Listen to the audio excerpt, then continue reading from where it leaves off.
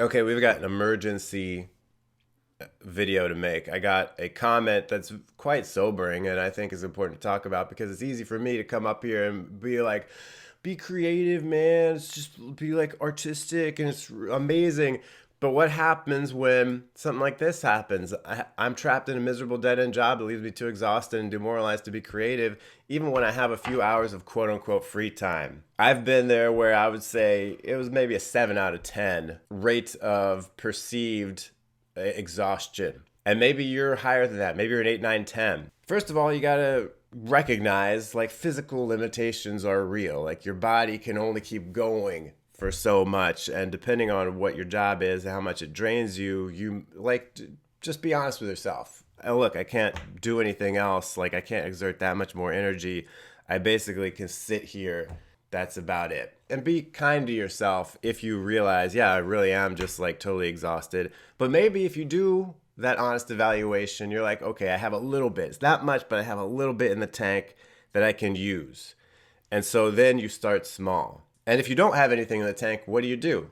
Like you still start small, like just barely anything. Now, let's say you want to be a writer, you want to be creative. You get home at the end of the day, you're a garbage man. You've been working 8 hours of putting people's garbage into a truck. You smell bad. You're exhausted physically. All you can do is just sit on the couch and like stare at the wall. You can barely think. I just want to challenge you. Take out a notepad and a pen and write a sentence. It doesn't even have to make sense. Don't think of creativity like you would think of, I want to run a marathon. Let me run 10 miles today to get ready for it. It's like, no, like to get ready for a marathon, you might need to start by, running 20 seconds and walking 40 seconds and do that 8 times. And it's like, that doesn't seem like much. Yeah, it's not, but you got to start small. You got to start somewhere.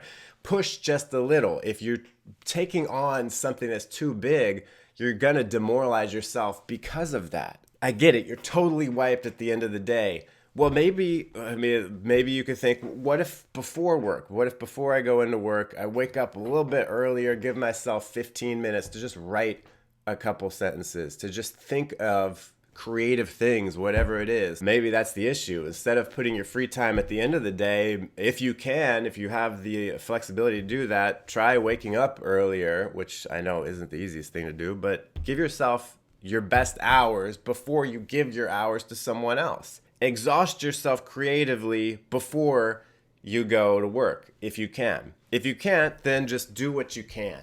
Don't put pressure on the creativity either. Don't make it seem like, man, I've got to be creative right now. Come on, we got to do it. And it's got to be good or it's a waste of my time because I've only got, 10 minutes that I can spend on this.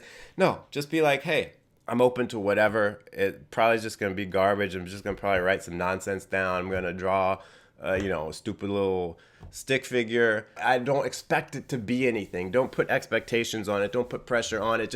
Let it be. Don't tell this creativity within you, you are the ticket out of my miserable dead end job, because that's putting too much pressure on it. You're going to give it stage fright. It's not going to be able to function. It's just like, hey, here's my release for the day. Think of the creative time as just a playground. It's just a way to unwind. It is leisure time outside of that work rest cycle. It's not part of recharging yourself for work, and it isn't work either. It's outside of that. It's like, okay, I'm giving myself the luxury of 5 to 10 minutes to just free write, to just do some random crap, to just make a terrible YouTube video. Just give yourself time to think.